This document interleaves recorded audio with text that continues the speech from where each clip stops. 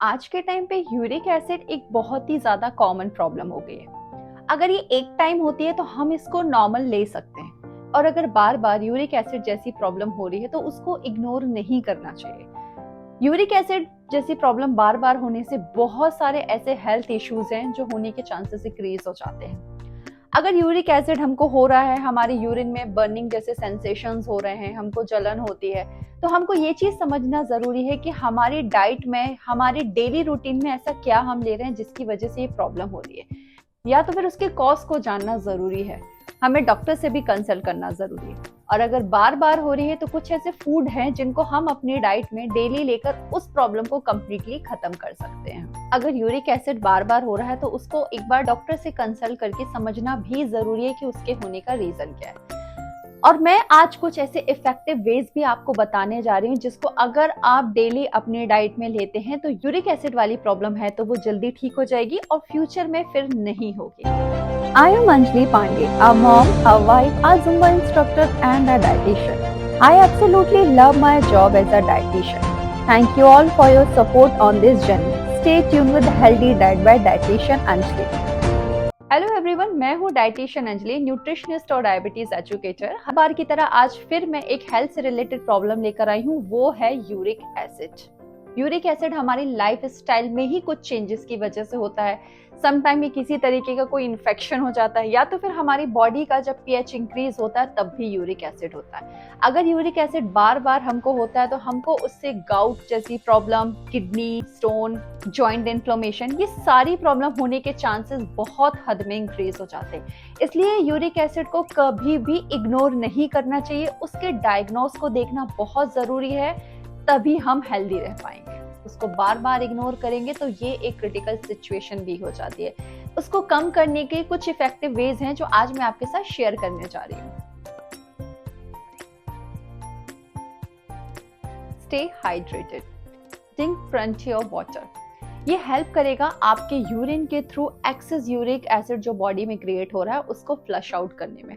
आपको एक टारगेट बनाना पड़ेगा कि 8 से 10 ग्लास पानी आपको डेली पीना है अगर बॉडी का पीएच हाई है या तो फिर बॉडी में यूरिक एसिड इंक्रीज होता है।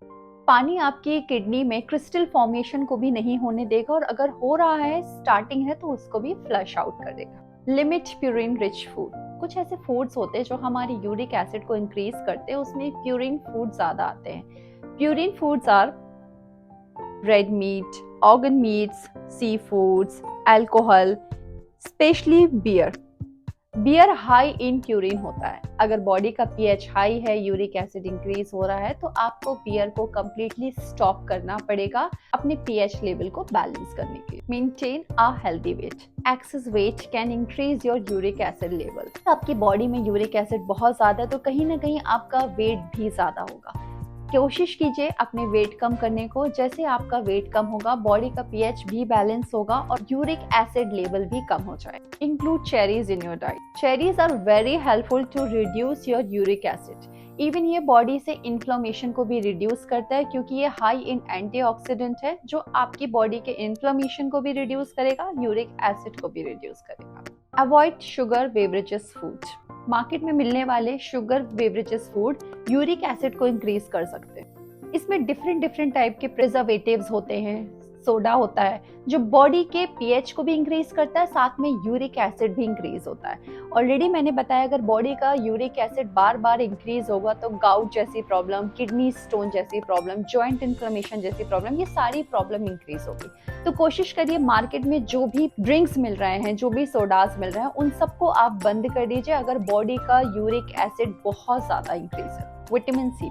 विटामिन सी बहुत हेल्प करता है बॉडी से यूरिक एसिड को कम करने में। चाहे आप लेमन ले लीजिए, ऑरेंजेस ले लीजिए, grapefruits, broccoli, black pepper, strawberry, ये सभी हाई इन विटामिन सी हैं जो बॉडी से यूरिक एसिड को लो करेंगे और kidney stone, joint inflammation, gout जैसी प्रॉब्लम को भी डिक्रीज करेंगे। Low fat dairy product. अगर आप इनको अपनी डाइट में ऐड करते हैं तो ये गाउट जैसी रिस्क को कम्प्लीटली रिड्यूस कर देगा और बॉडी से यूरिक एसिड को भी कम कर देगा। White alcohol.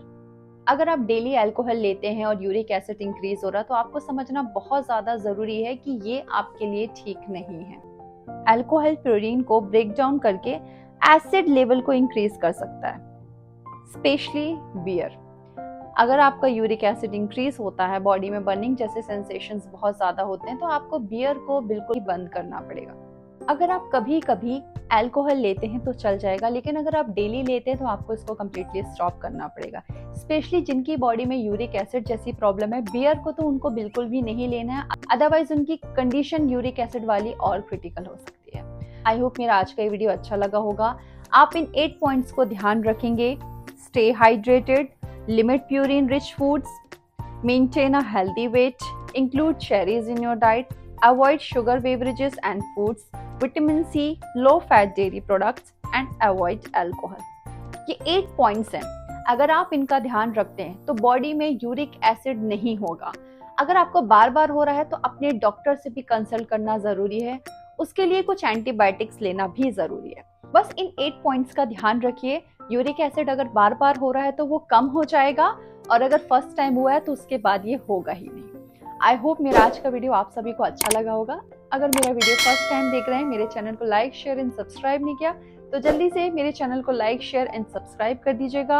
अगर आपके कांटेक्ट में कोई ऐसा है जिसको यूरिक एसिड वाली प्रॉब्लम है, तो ये वीडियो उसके साथ शेयर जरूर करिएगा। और अगर आपके कुछ रिकमेंडेशन हैं, कुछ वीडियोस के सजेशंस हैं, तो मुझे कमेंट बॉक्स में बताइए। मैं पूरी कोशिश करूंगी उसमें वीडियो बनाने की और आपकी हेल्प करने की। फिर मिलूंगी इसी तरीके से नेक्स्ट वीडियो में एक हेल्दी टॉपिक लेकर आऊंगी। Till then, stay healthy, stay happy, stay fit. Bye for now.